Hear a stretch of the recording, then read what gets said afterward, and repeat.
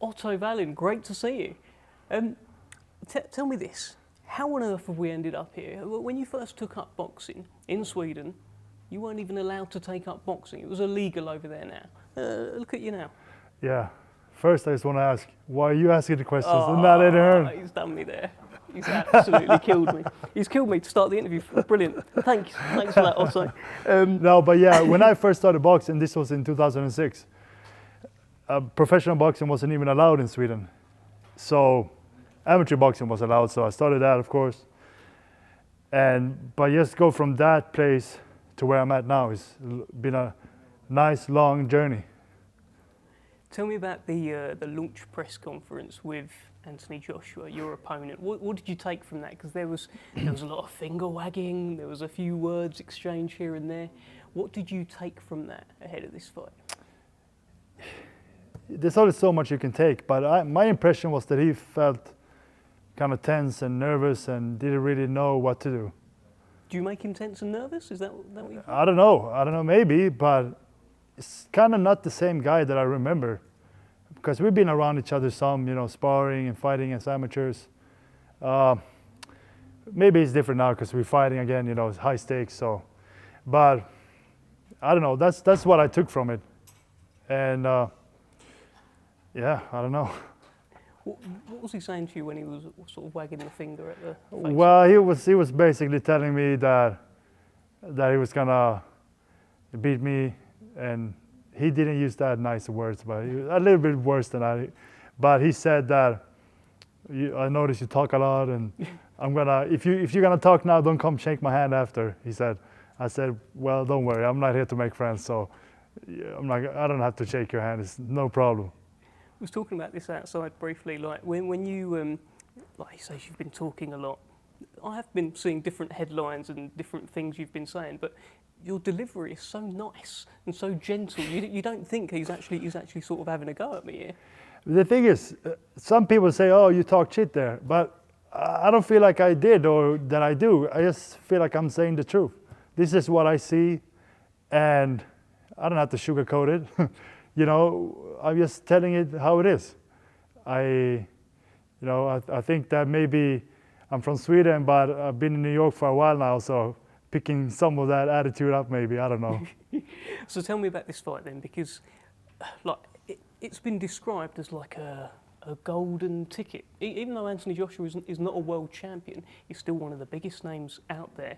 Does it feel like a golden ticket fight for you? Do you have that feeling? I don't like. I mean, I saw an interview. I saw a clip on Instagram with Eddie Hearn. He was really digging into me.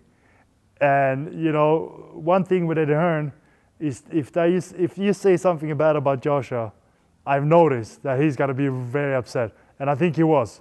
But what they were talking about was the rematch clause that they have in the contract. But it's crazy because I hadn't brought that up to anyone. And then Eddie, he had done an interview where they talked about that. So then, of course, people are going to ask me about it. What do I think about it? And, I just say, again, the truth, that what I feel like he shouldn't be in there. He's not the world champion. I feel like it's silly to have a rematch clause. And the only reason why they would have that is because they're afraid that he's going to lose. Whatever Eddie Hearn says, that's the only thing that why they would have that, right? So that's just my take. And then Eddie, he was really going after me. He dug into me and saying that this is the golden ticket and this and that. He's lucky to be here. You know what? I worked so hard over the years. I'm not lucky to be here. I deserve to be here. I have 26 wins. I gave Fury the fight of his life. And I'm here and I'm going to beat Joshua. So, whatever he says doesn't really matter. I feel like I'm getting fired up a little bit now thinking about it. The belief, though, is very real. So many people get in the ring with someone like an Anthony Joshua and maybe get overawed, and maybe they're there to just finish second. This is genuine belief from you, Otto. I take pride in my work. I worked so hard over the years. I sacrificed a lot.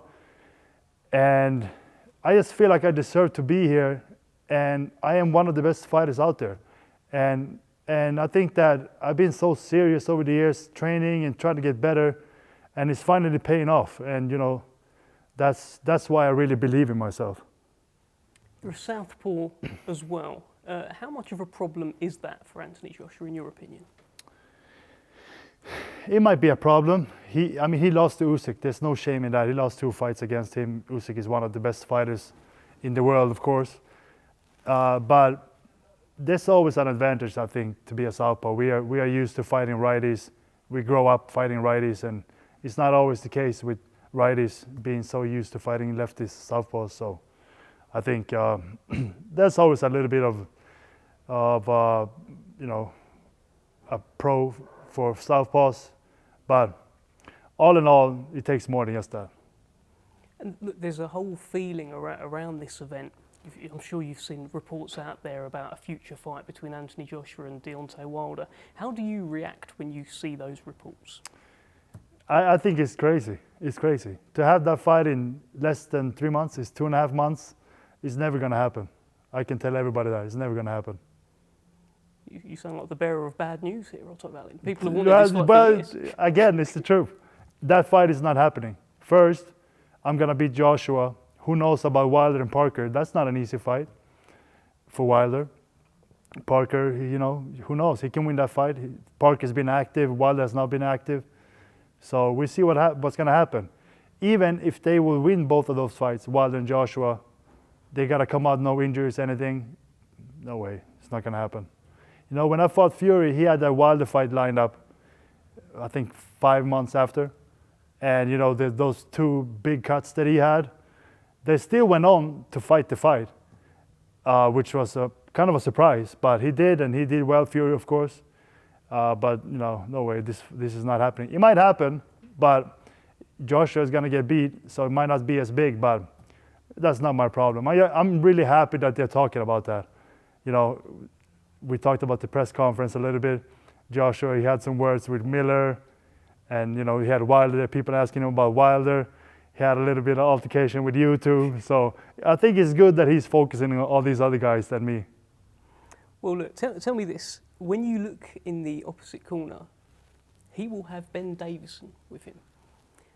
What do you make of that? Because the only time you've lost in your career, Ben Davison was there in the opposite corner. So in theory, you're looking across at a guy that has beaten you a couple of times in the amateurs, and the coach has been the man who essentially masterminded your only defeat as a pro. What do you think? I don't know Ben Davison that well, but I don't think he masterminded that fight. I think that was Fury. Fury is a very good fighter. And Fury, when he had those cuts, he really had to adjust, and he was very aggressive with me the second half of the fight. And that's really what won him the fight. And I don't know Ben Davison enough. Maybe that was his plan, but I have a hard time believing that from whatever. But I think I just wanted to add that after that fight, Ben Davison and Fury split. So it's a point that maybe not a lot of people are raising. It's an interesting point. Yeah, no, I mean, John Fury, he was not happy with Ben Davison. Maybe that was part of it. I don't know, but it was pretty clear after that fight. Ben Davison was no longer with Fury. Fury went out to Sugar Hill, and he stopped Wilder in his next fight, which he had a draw with before he fought me. So he obviously improved with Sugar Hill. So you don't think it makes any difference at all that Ben Davison is in the corner for Anthony Joshua? I think it makes a difference, but I think it's better for me. I think it's better for me that he's changing trainers again. That's usually not a good sign in boxing. When you start changing trainers, I know he's worked with him a little bit before, and now there's pretty short notice for this fight. He's fighting a Southpaw again, and there's no way they have the connection that's really needed, and that trust it takes years to build. I've been with my trainers now for 10 years, and we trust each other well. We know each other, and I know that everything my trainers say, I know how to do. I know how to do. He knows that I know how to do it, and I trust him. So you can't really build that in 2 months. What are your memories of these amateur fights that you've had with Anthony Joshua? They were good fights. We had one fight over in London, one in Sweden, and they were pretty much wars, I would say. They was very tough fights for both of us. How is he different now? Is he different now? there's higher stakes. I think the amateurs are funny because now we look back at it. We fought already, and nobody was paying for that. But now we're over here, and in Saudi Arabia fighting is pretty amazing actually. But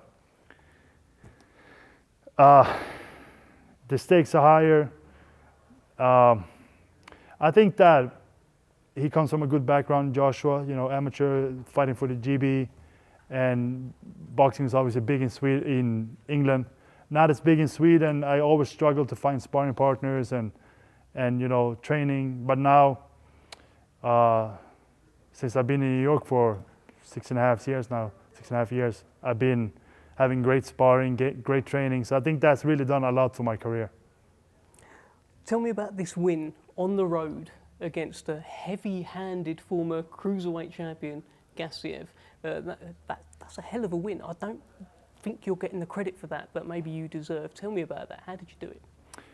That was great. We got the offer to fight Gassiev in Turkey, and we said, we think this is a good fight for Otto, so let's do it. Went over there, Turkey, beat him.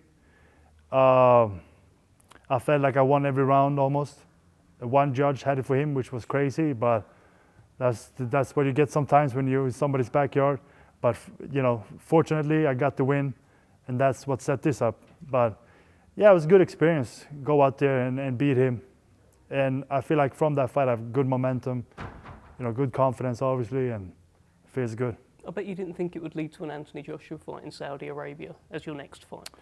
We were right after that fight. We were talking about that. Jolene, my manager, she mentioned it. We should try to get on that Fury and Usyk show in December. I said, it's not enough time maybe, but we'll see. We'll see what happens. And then I didn't think I was going to fight again this year. Fortunately, I had a week off after that fight, and then I was back training. So I was in good shape when I got this call. So yeah, it worked out good. But I would have never thought that I was going to be fighting again this year, and especially at a show like this. You surprised that you are getting this fight? Maybe. Not now. In the beginning, I thought that, why would he fight me really? But then I thought, I'm ranked number 2 with the IBF. If I just sit around, I might be able to fight for the title because it might become vacant. There's some rumors about that, and then I would have to fight. Then I would fight Hrgovic for the title, which would have been great also. But then, got this call, and there's no really. We felt like this is a really big name, big opportunity, and it's going to be great for me. And if I win this fight, I'll be in line to fight for any world title. But I was maybe a little bit surprised that Joshua took this fight, especially on kind of short notice with a new trainer. So how's it going to go? I feel like I have all the tools to win. I'm going to do whatever I can to win, so I'll win. Best of luck to you. Thank you. Thanks for answering my questions. Thank you. No problem.